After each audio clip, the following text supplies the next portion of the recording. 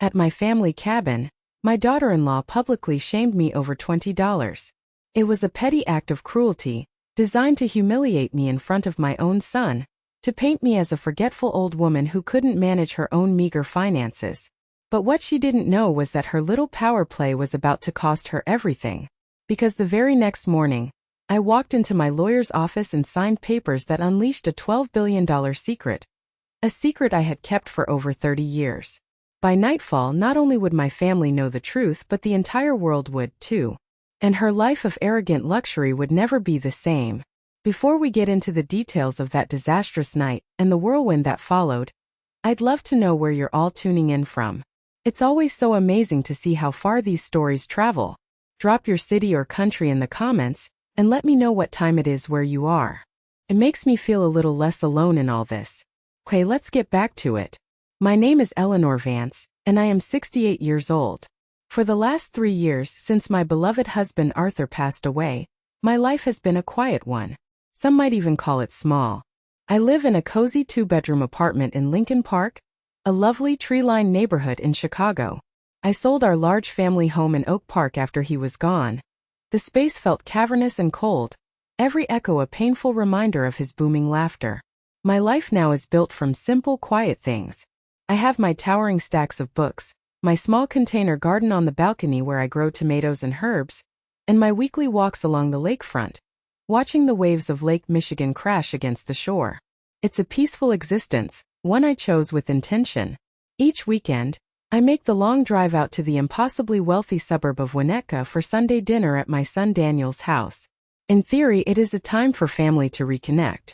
In reality, it has become an endurance test, an exercise in clenching my jaw and forcing a smile that never quite reaches my eyes. The source of this ever-present tension is my daughter-in-law, Tiffany. Today, however, was meant to be different. It was a special occasion, the last weekend of summer at their family cabin in Lake Geneva, Wisconsin. The air was supposed to be filled with the rich scent of pine trees and the cheerful sound of my granddaughter's laughter. A final warm celebration before the inevitable autumn chills set in. As I got ready, my fingers, a little stiffer with each passing year, struggled to fasten the delicate clasp on a silver dragonfly pin. It was a gift from Arthur on our 30th anniversary, just 6 months before the cancer took him. He said it reminded him of me, delicate on the surface but surprisingly resilient. It reminded me of his steady hand and gentle spirit. He always knew how to calm the storms inside me, the ones no one else could see. But he wasn't here anymore, and a storm was definitely brewing on the horizon. I took a deep, steadying breath, trying to fool myself into believing that today would be different.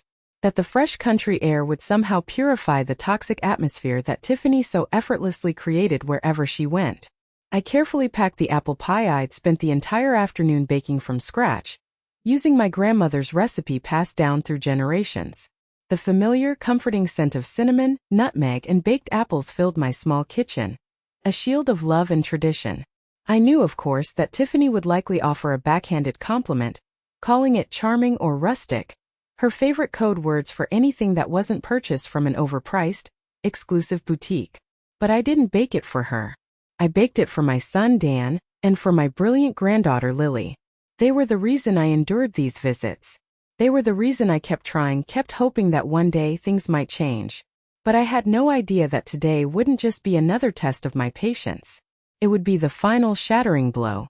It would be the one act of disrespect so profound, so deeply cutting, that it would force me to detonate the quiet, simple life I had so carefully constructed.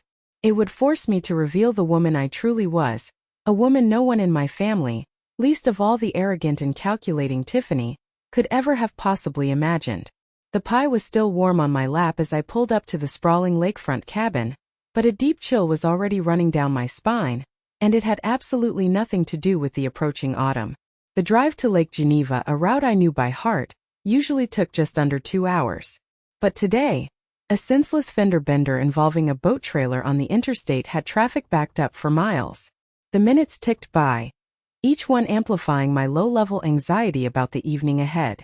By the time I finally navigated the winding, wooded road leading to their property, the sun was already beginning its descent, painting the sky in fiery strokes of orange and purple. I was 15 minutes late.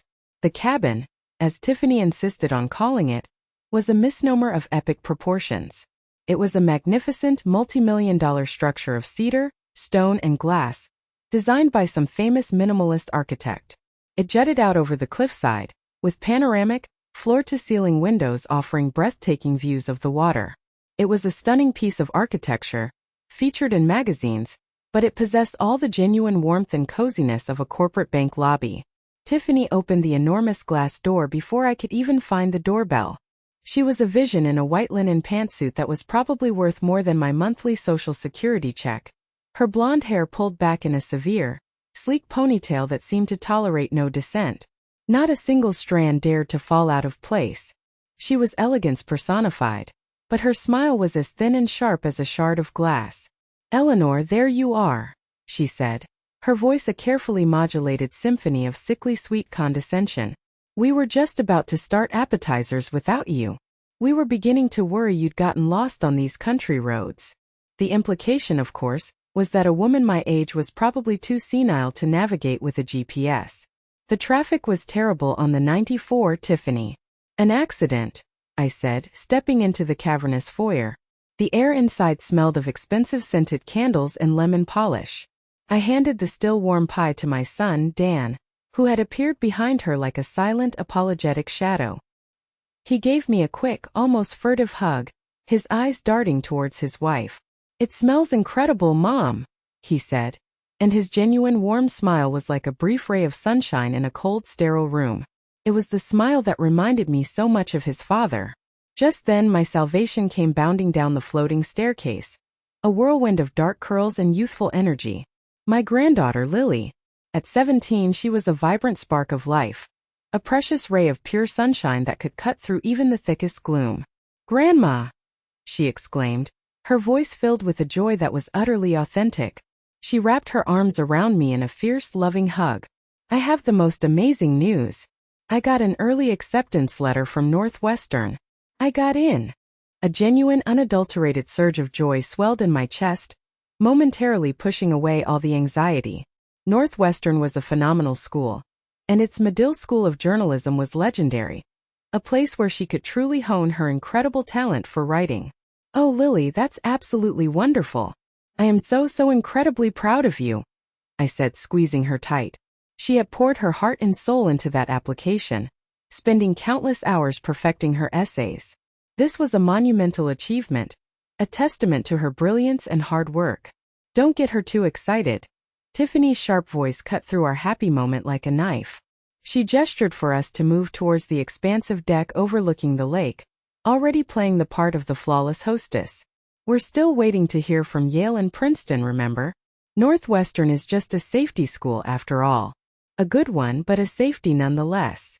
I felt Lily flinch in my arms, a barely perceptible tremor, and I watched the bright, triumphant light in her eyes dim just for a second.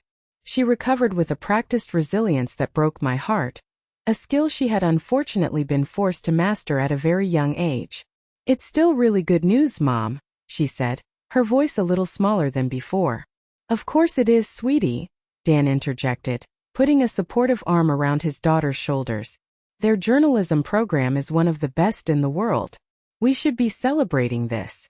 He shot a frustrated look at Tiffany, who simply ignored him.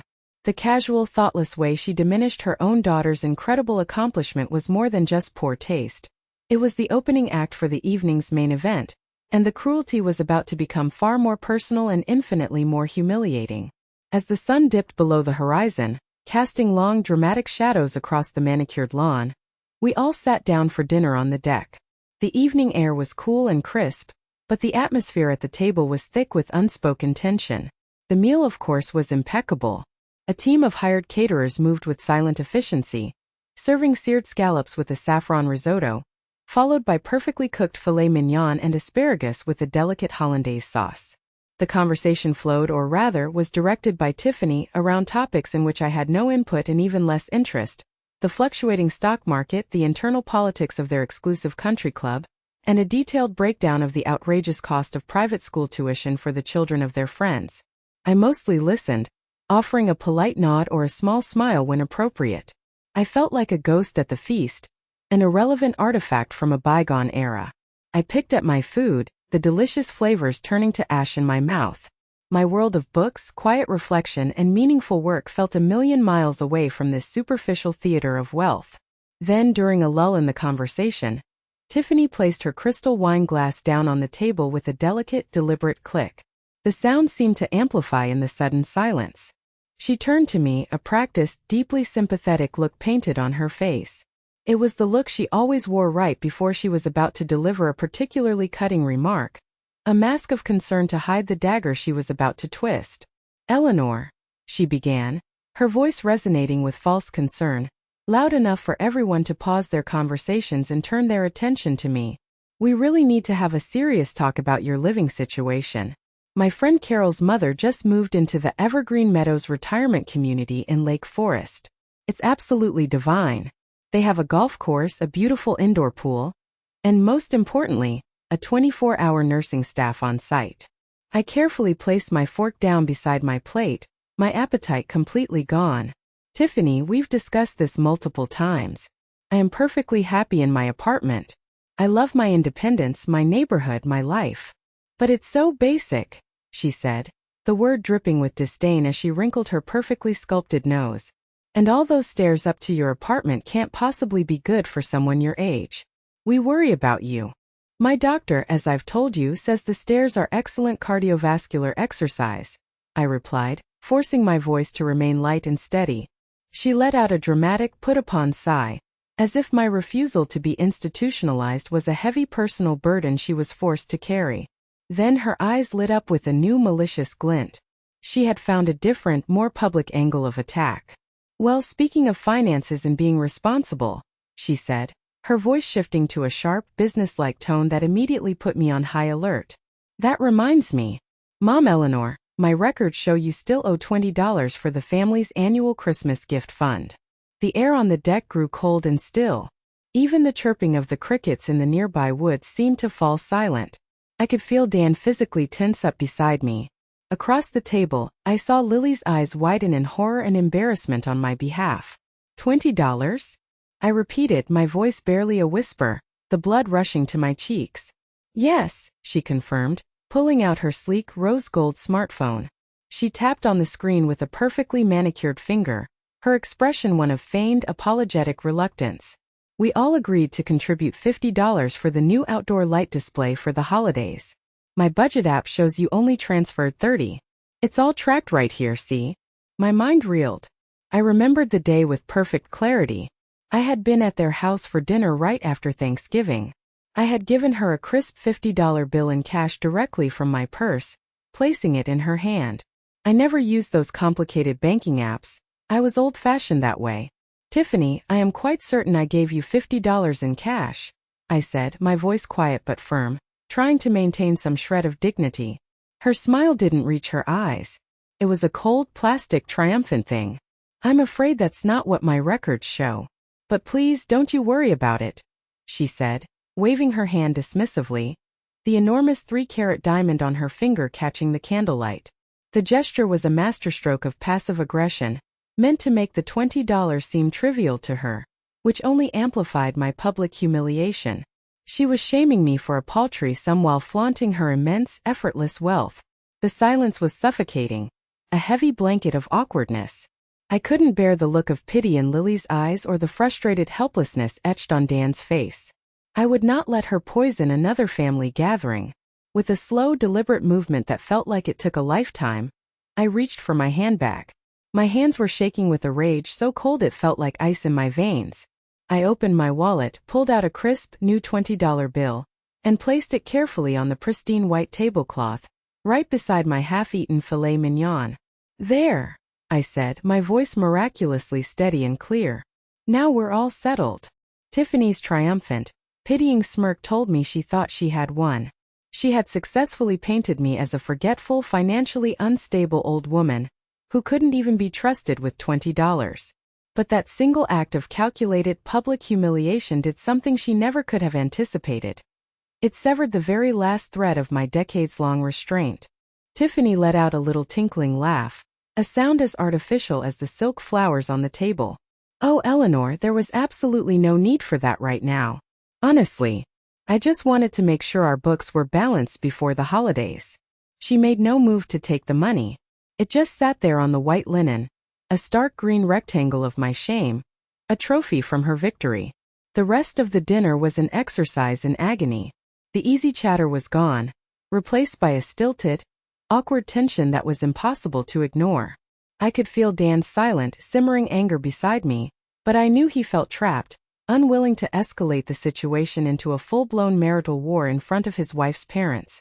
Lily just stared at her plate, her appetite gone, her earlier joy completely extinguished. The delicious food, prepared by a chef who probably charged $1,000 for the evening, tasted like cardboard in my mouth.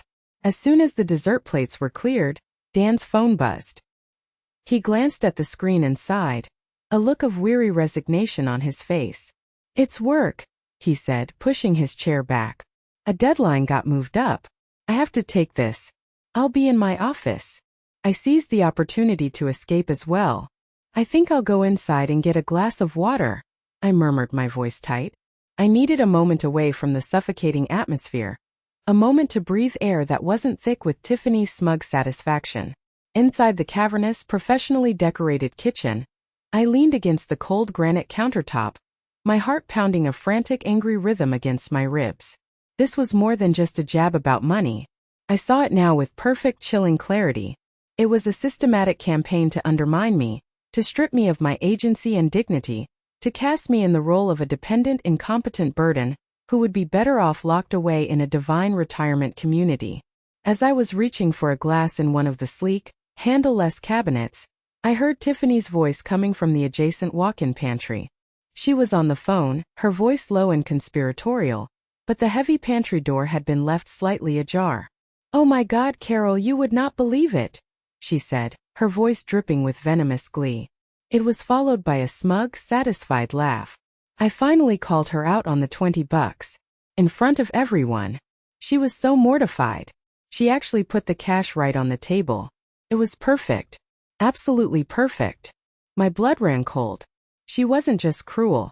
She was relishing it, bragging about it. "She needs to be reminded of her place," Tiffany continued, her voice dropping to a conspiratorial whisper. "Dan is just too soft on her. He lets her get away with anything." There was a pause. "Oh, and speaking of people needing a dose of reality, you know Lily's ridiculous obsession with getting into Yale? I might have accidentally misplaced one of her main recommendation letters. The crucial one from her history teacher." She giggled. A cold, ugly, horrifying sound. "Honestly, it's for the best. She needs to aim for something more realistic, like Northwestern. It'll save us all the embarrassment when she gets the inevitable rejection from the Ivy League."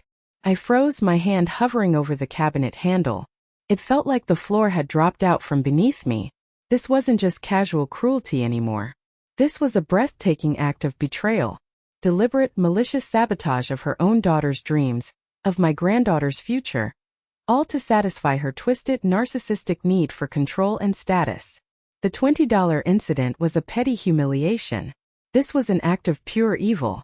The anger that had been simmering inside me for years erupted into a cold, clear, silent inferno. In that single horrifying moment, everything changed. Years of turning the other cheek, of choosing a false peace over confrontation, of swallowing her endless insults for the sake of my son, it was all over. My hand was shaking with rage as I hung up the phone.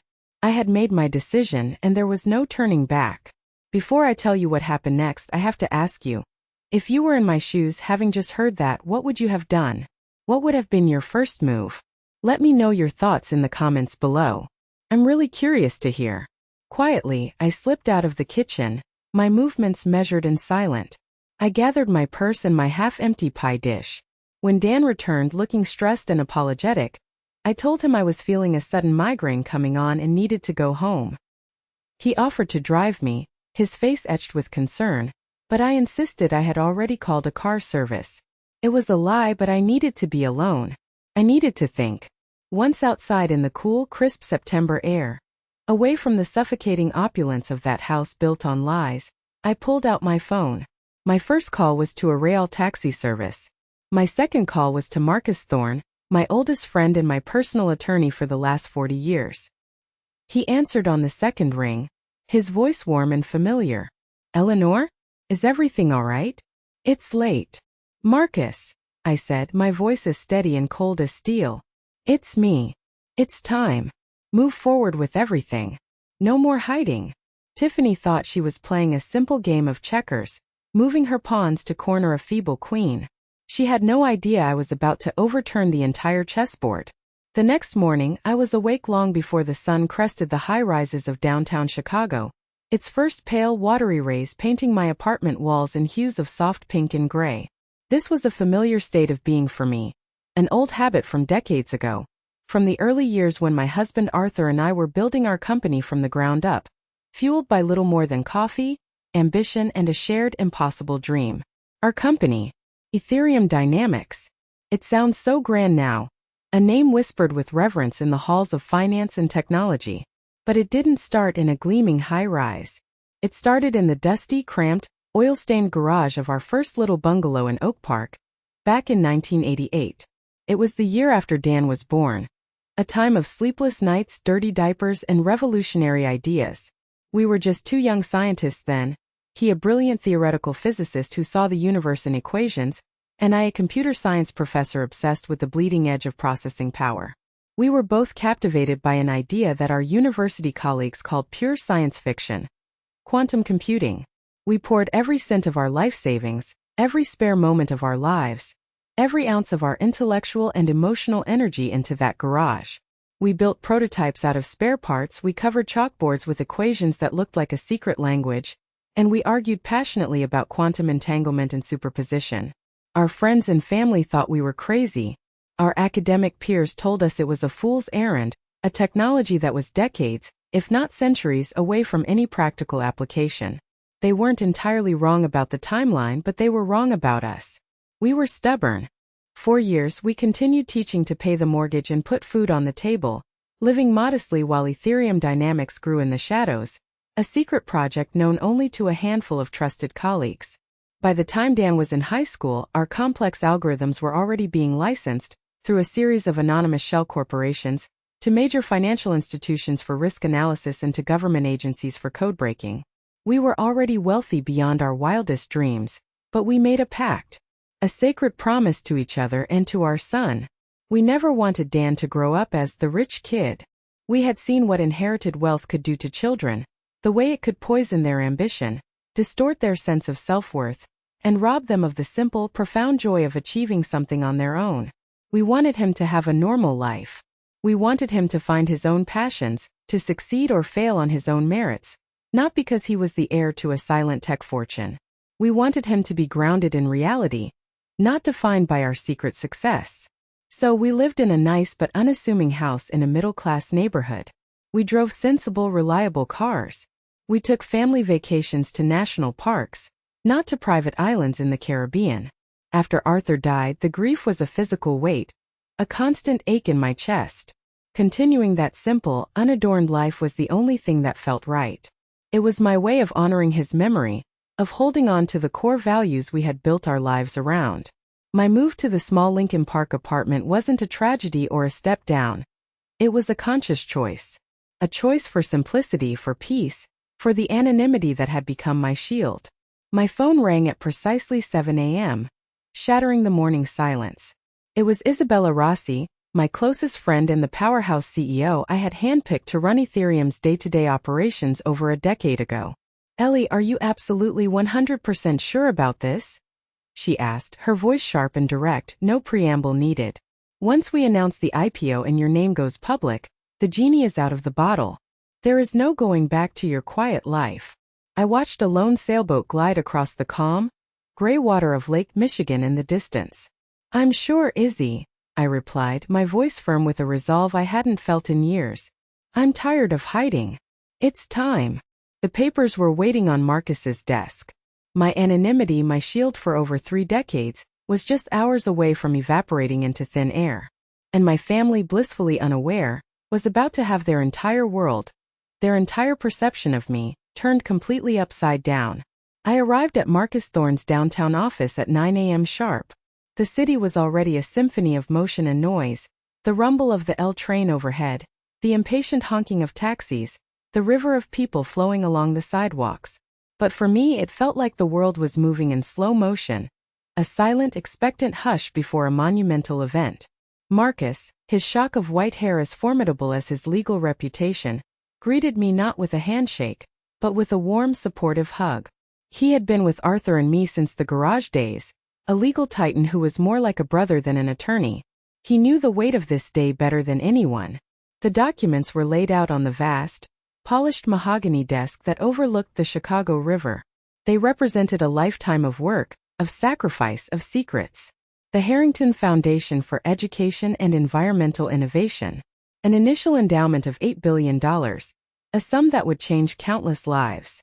A significant, ironclad trust for Lily, designed to give her the freedom to pursue her dreams without interference. And a substantial, untouchable trust for Dan, a legacy from the father he thought he knew. As for Tiffany, well, her name was conspicuously absent. She was about to learn a very hard lesson about the difference between wealth and worth. I picked up the heavy, expensive fountain pen, its weight feeling symbolic in my hand. "Let's do it," I said, my voice quiet but resolute. I signed my name, Eleanor Vance, on the final dotted line. The ink was dark and permanent. It felt like a deep, satisfying exhale I'd been holding in for 30 long years. At exactly 9:30 a.m., we turned our attention to the wall of television screens in Marcus's office, all tuned to different financial news channels. The usual morning chatter about market trends and stock prices was abruptly interrupted by a breaking news banner that flashed across every screen in unison. The ticker at the bottom of the screen lit up with the words that would change everything. Ethereum Dynamics, tech's most secretive company, announces historic IPO. Reclusive founder Eleanor Vance revealed as controlling shareholder. Company valued at estimated $40 billion. My phone, which I placed face down on the desk, began to vibrate with a violent, relentless intensity. It skittered across the polished wood, a physical manifestation of the digital explosion that was happening. News alerts, emails, text messages, social media notifications, a tsunami of information. I reached over and silenced it without even looking at the screen. This moment was too important, too profound to be interrupted by the noise. "How does it feel?" Marcus asked gently, handing me a steaming cup of coffee, his eyes soft with understanding. "To finally step out of the shadows, Eleanor?" "Surprisingly liberating," I admitted, my voice a little shaky. "And terrifying. All these years, I convinced myself the privacy was for my family's protection. Now, I'm not so sure it wasn't also protecting me from facing something this huge." Just then, the door to the office burst open and Isabella rushed in. Her usual stoic, unflappable composure replaced by a rare, giddy excitement. "It is absolute chaos out there," she announced, dropping into a leather armchair. "The market is going insane. Every news outlet from New York to Silicon Valley is trying to get a statement. Social media has completely exploded. The hashtag who is Eleanor Vance is the #1 trend worldwide." She handed me her tablet. The Wall Street Journal had already published a lengthy article, somehow unearthing an old, grainy graduate school photo of me. The headline read, "The Ghost of Quantum: How Eleanor Vance Secretly Built a Tech Empire from the Shadows." "They're calling you the Ghost CEO," Isabella said with a wide, triumphant grin. "Your story is resonating, Ellie, especially with women in tech. You have become an instant icon." I couldn't help but laugh. A genuine bubbling laugh of disbelief. 68 years old and I was an instant icon. Arthur would have found this absolutely riotously hilarious. My phone began to buzz again on the table, this time insistently, cutting through the silence. It wasn't a notification. It was a call. The screen lit up with a smiling picture of my son, Daniel. My breath caught in my throat. The entire world knew. Now it was his turn. I excused myself to a private corner of the office, my heart pounding a nervous, frantic rhythm against my ribs as I prepared to answer the one phone call that mattered more than all the others combined. I found a quiet corner in Marcus's vast library, surrounded by leather-bound books that smelled of history and wisdom. My hand was trembling slightly as I answered the call. "Mom." The single word was loaded with a universe of confusion. "Mom, what is going on? My phone is blowing up. The dean of my department just called me, asking if the news was true." My colleagues are sending me articles with your picture on them. Something about Ethereum dynamics, they're saying that you're worth billions of dollars. This has to be some kind of insane prank, right? Some kind of mistake. I closed my eyes, picturing his face, the bewildered look I knew would be there. It's not a mistake, honey, I said, my voice as gentle as I could make it. Arthur and we started the company a long time ago back in the garage. I'm the founder. The silence on the other end of the line was a chasm, deep and heavy. I could hear him breathing short, sharp intakes of air as he tried to process an entirely new reality. I could almost hear his entire childhood being re-edited in his mind, every memory suddenly cast in a new, strange light. I don't understand, he finally managed to say, his voice strained. You were professors. You taught computer science at Chicago. Dad taught physics. How could you possibly?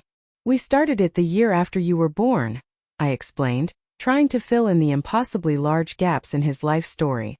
We kept our academic careers for years as a cover, but the company was always our real work, our true passion. By the time you were in high school, it was already a global enterprise. But we never lived like that, he stammered, his confusion turning to a kind of pained frustration. We had a nice house, sure, but nothing like this kind of money buys. And after Dad died, you sold the house and moved into that tiny apartment. Mom, none of this makes any sense at all.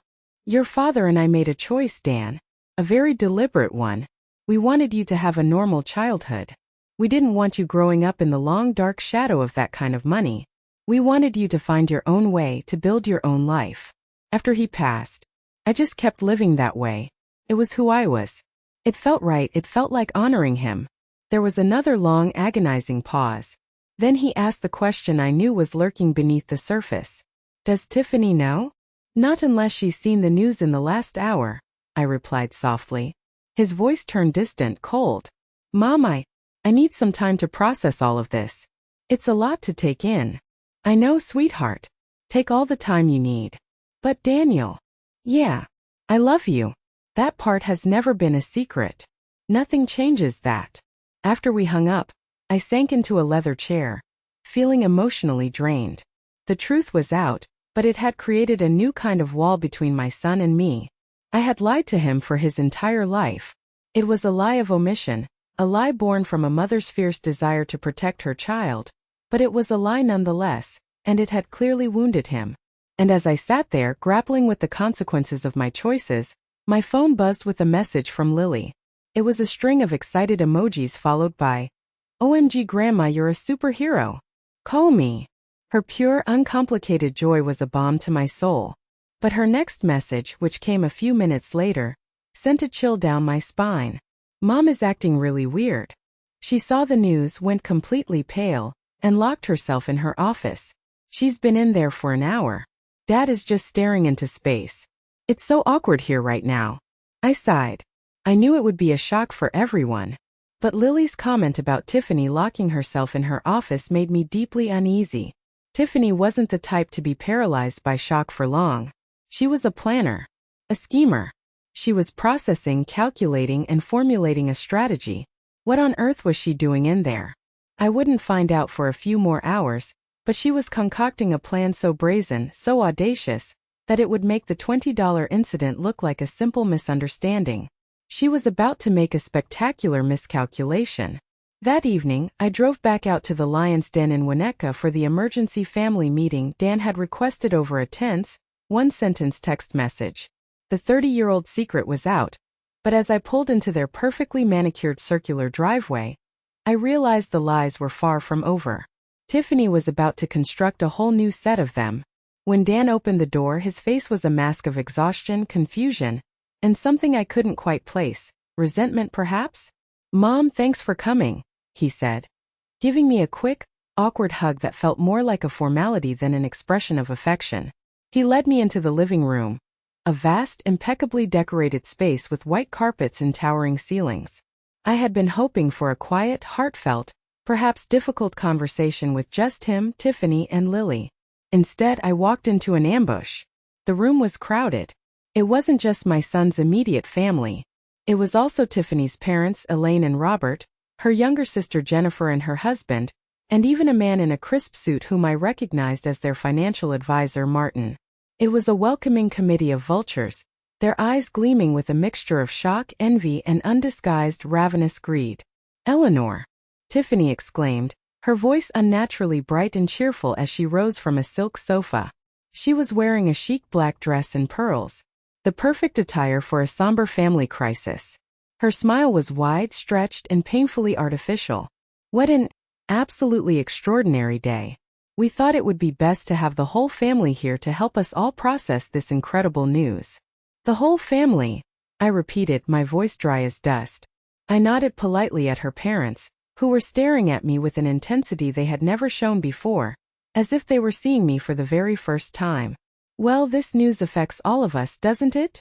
her mother, Elaine, chirped, her smile just as brittle and fake as her daughter's. "We're all family here, after all. Your good fortune is our good fortune."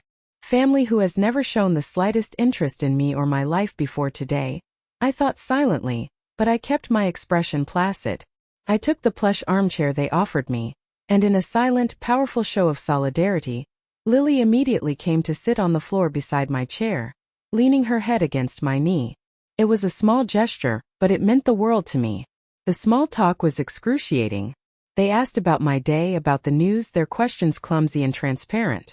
Then Tiffany's father, Robert, a portly, red-faced man with a booming voice who always seemed to be appraising the value of everything in the room, decided to dispense with the pleasantries.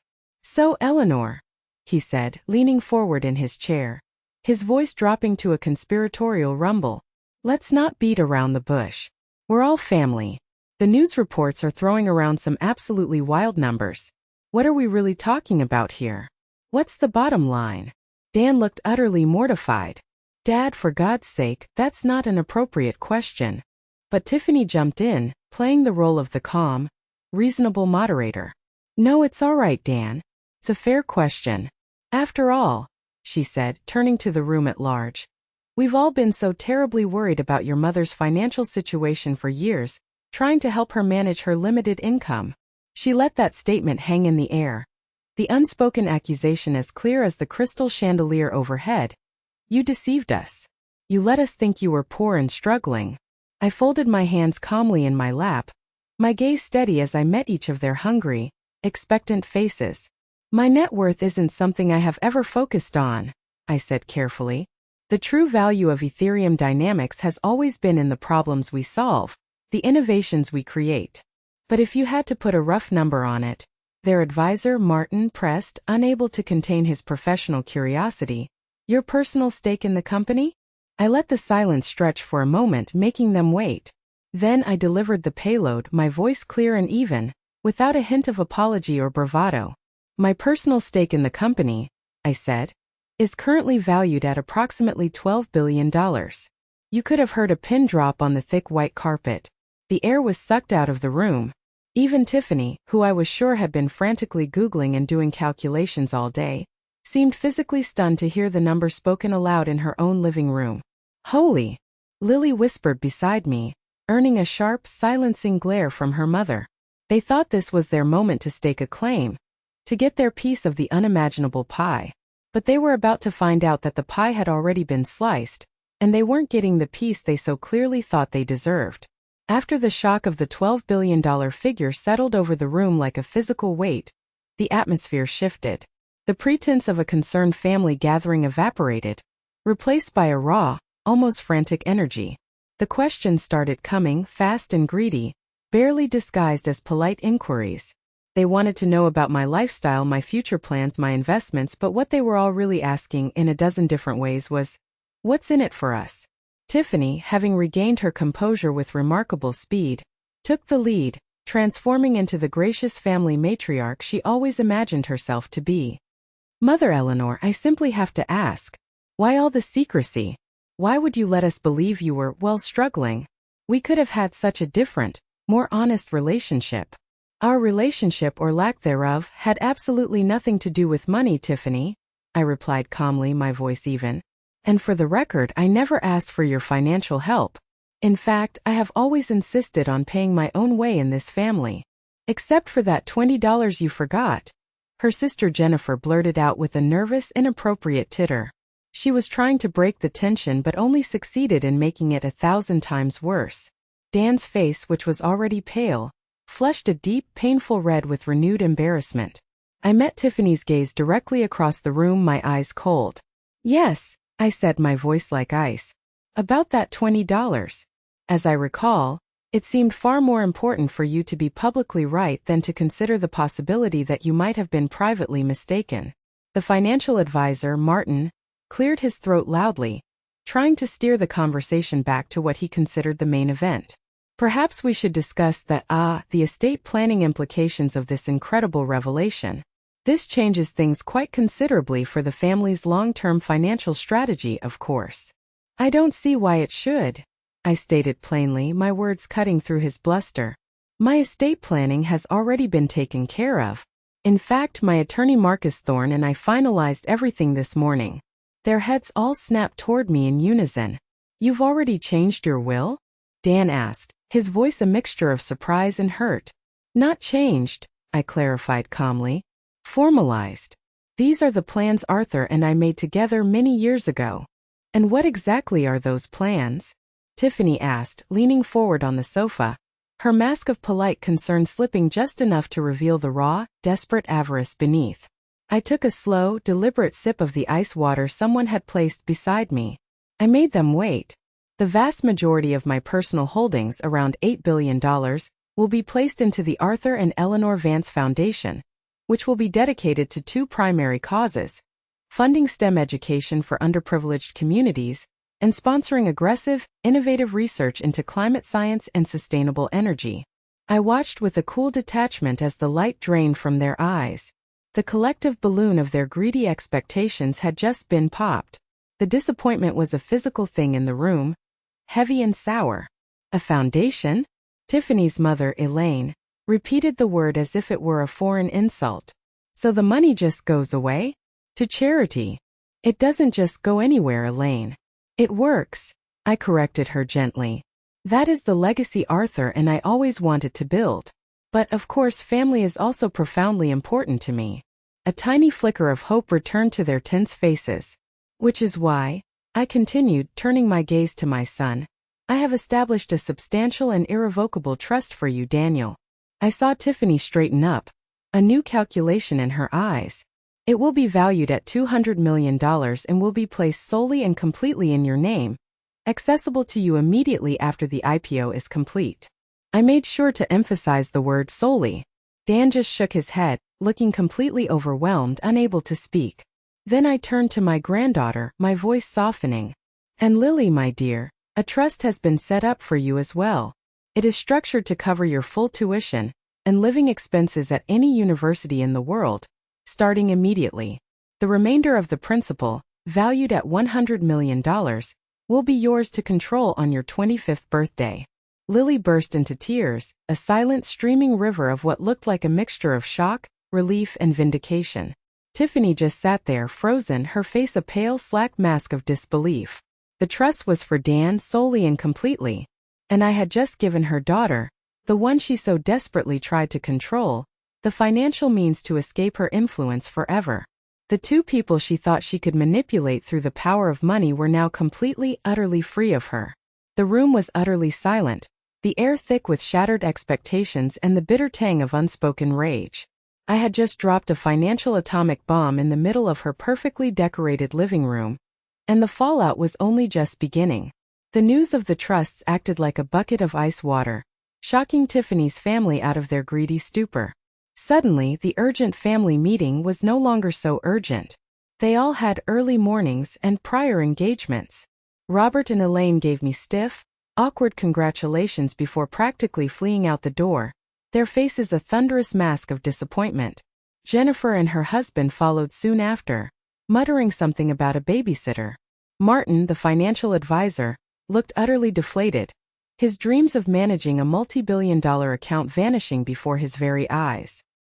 He handed me his card just in case, but we both knew I would never call. Soon it was just the four of us in the cavernous living room. Dan, a shell-shocked Tiffany, a still quietly crying Lily, and me. The silence was thick with everything that hadn't been said, with 20 years of resentment and misunderstanding. Tiffany finally stood up, her movements stiff and robotic. "Well," she said, her voice a hollow imitation of its usual confidence, "this has all been quite a lot to take in. I think I need to go make a phone call." She fled the room without another word, her retreat less than graceful. Lily came over and gave me a long silent hug that conveyed more than words ever could. "Thank you, Grandma," she whispered into my shoulder. "Not for the money. Thank you for believing in me." I held her tight, my heart aching with a fierce protective love for this incredible young woman. After Lily went upstairs to her room to call her friends with the real unadulterated good news, Dan finally turned to me. He looked older than he had that morning, the weight of the day's revelations pressing down on him. His face was a canvas of conflicting emotions, shock, pride, and a deep, undeniable hurt. "Mom," he began, his voice raspy and low. "Why didn't you ever tell me? All these years, I feel like I didn't even know you. Or Dad."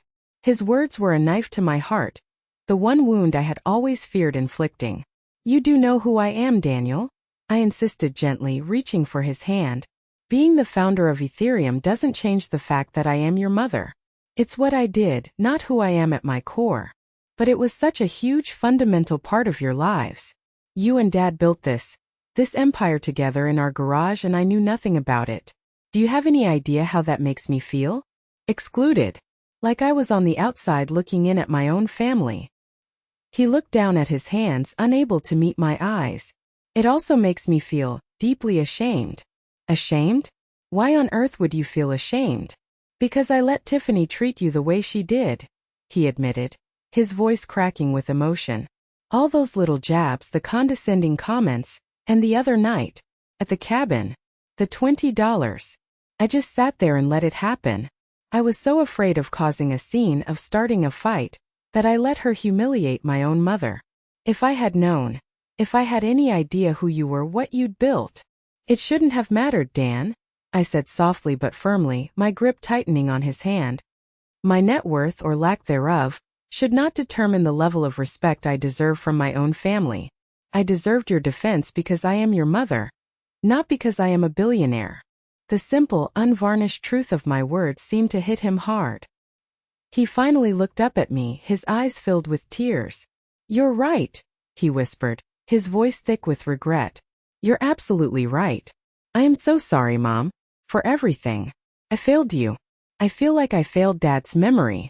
I pulled him into a hug, just as I had when he was a little boy with a scraped knee and a broken heart. "No," I said, my own tears starting to fall, blurring the edges of the perfect, cold room. "You didn't fail me. We lost our way for a while. But it's not too late. We can find it again." In that moment, holding my grieving, apologetic son, I felt the first real flicker of hope that our fractured family could be pieced back together.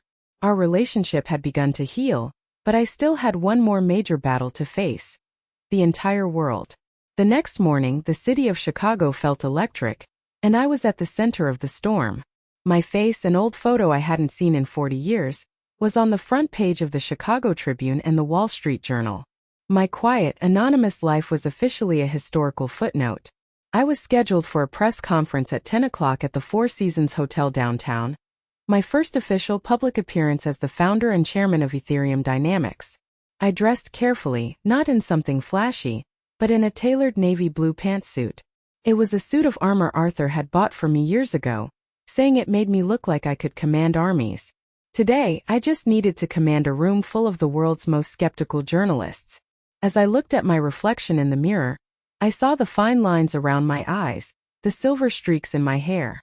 I wasn't the young, fearless scientist from the garage anymore. I was a 68-year-old woman, a grandmother, who was about to step onto the world stage. For a fleeting moment, a wave of sheer panic washed over me. What was I thinking? I can't do this. Then I thought of Lily's tearful thank you. I thought of Dan's heartfelt apology. I thought of Arthur's unwavering belief in me. And yes, I thought of Tiffany's smug, cruel face. This wasn't just for the company anymore. This was for them. This was for me. Isabella met me in a private suite at the hotel, a calming presence in the midst of the chaos. "The ballroom is packed to the rafters, Ellie," she said, giving my hand a reassuring squeeze. They're practically hanging from the chandeliers. Are you ready for this? As I'll ever be, I said, taking a deep breath. When Isabella introduced me and I walked out onto the stage, the room erupted in a blinding, disorienting blizzard of camera flashes. For a second I was frozen, a deer in the headlights of 1,000 suns. Then I remembered Arthur's advice from our very first academic presentation together, when I was so nervous I thought I might faint. Focus on the problem, not the audience, Eleanor. The rest is just noise. I took a deep breath, focused on the podium, and began to speak. I told our story. The story of two young, idealistic scientists with an impossible dream. I talked about the challenges, the failures, the near bankruptcies, and the eventual thrilling breakthroughs. I talked about our founding vision, not just to build a successful company, but to use technology to solve humanity's greatest and most intractable problems. The questions from the reporters were tough, pointed, but fair. They asked about the IPO, about our quantum technology, and of course about the decades of secrecy. A young woman from a popular tech blog raised her hand.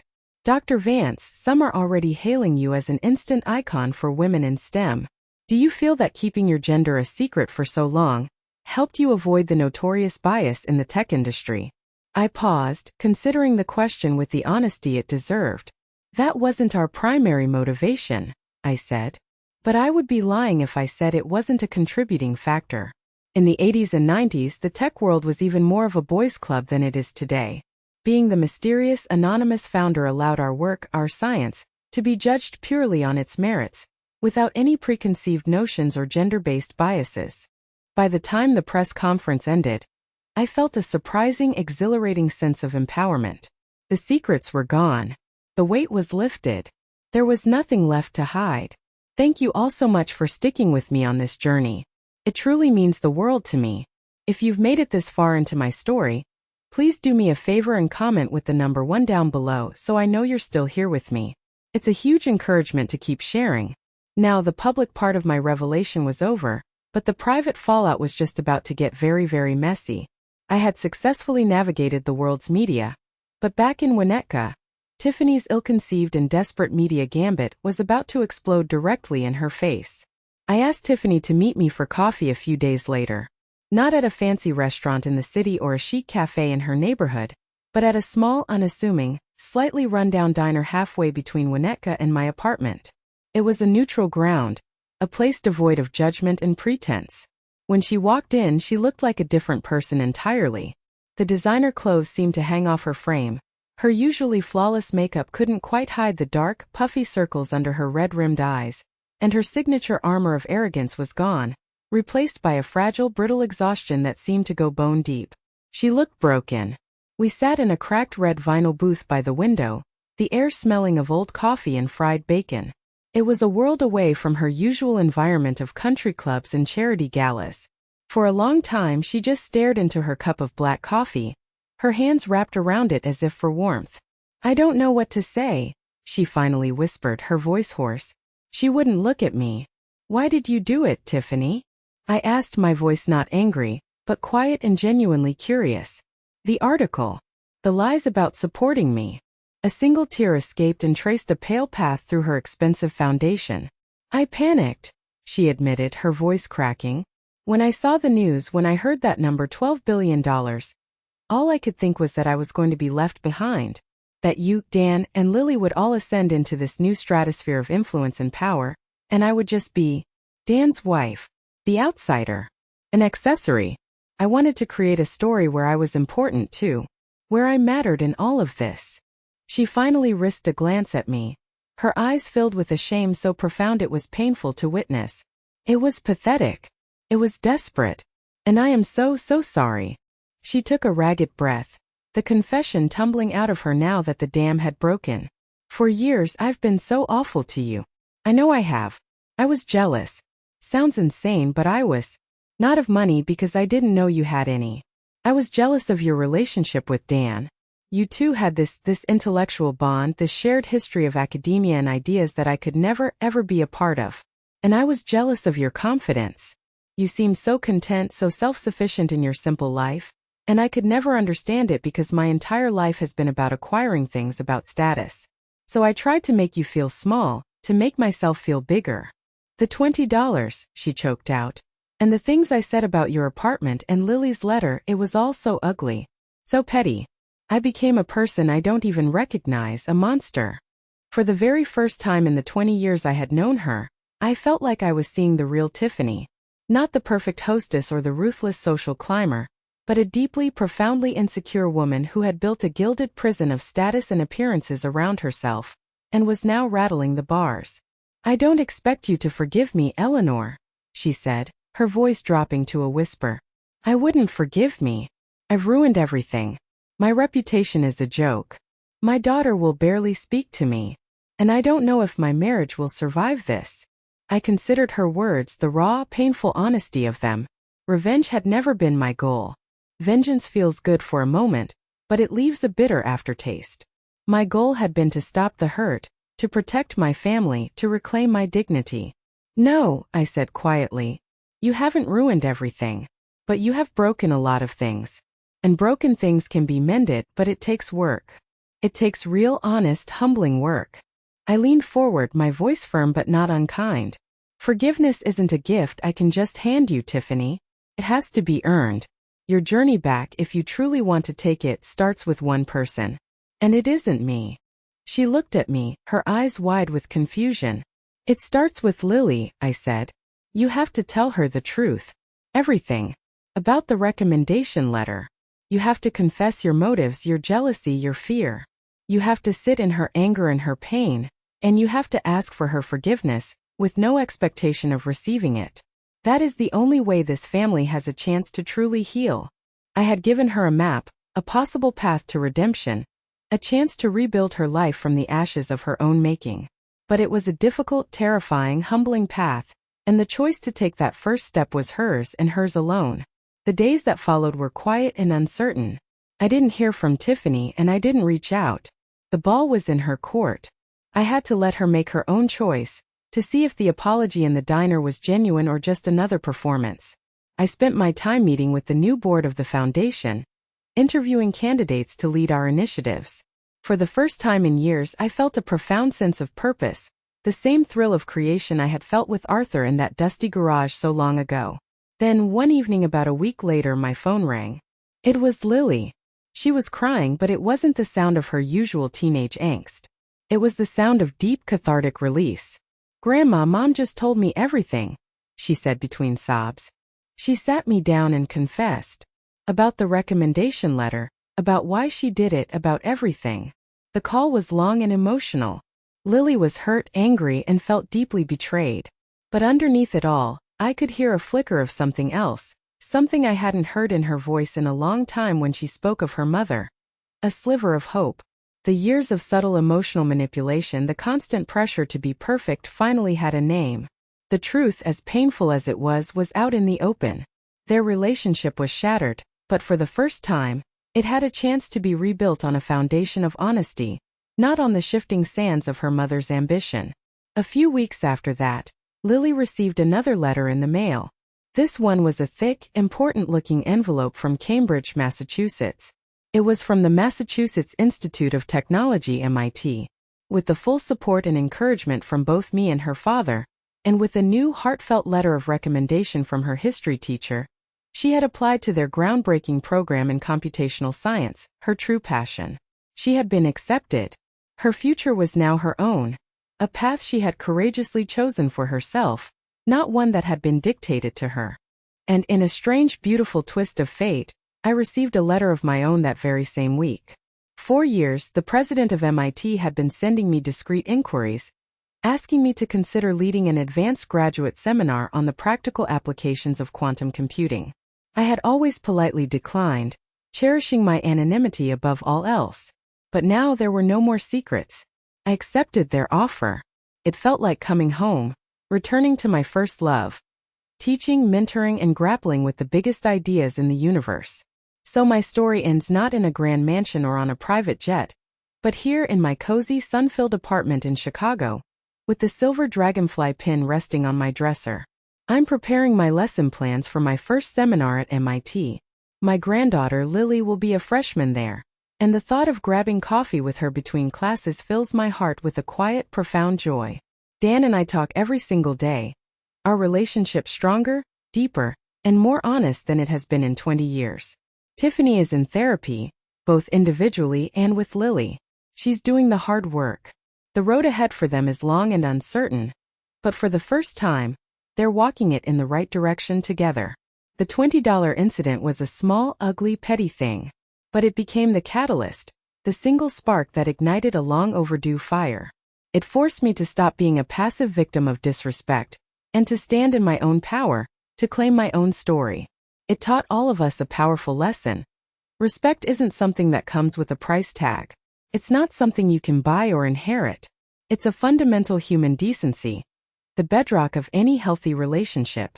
And sometimes the most loving, most courageous thing you can do for your family is not to enable their worst behavior, but to hold them accountable, forcing them to face the truth of who they are. It's how we grow. It's how we heal. Thank you so much for listening to my story. If it resonated with you in any way, if you've ever had to fight to reclaim your dignity in a difficult family situation, I hope you'll subscribe and maybe like this video. More importantly, I'd love to hear from you. Please share a piece of your own story or a lesson you've learned in the comments below. Knowing that we are not alone in these struggles is the greatest strength and comfort we can give to one another. Thank you for being here with me today.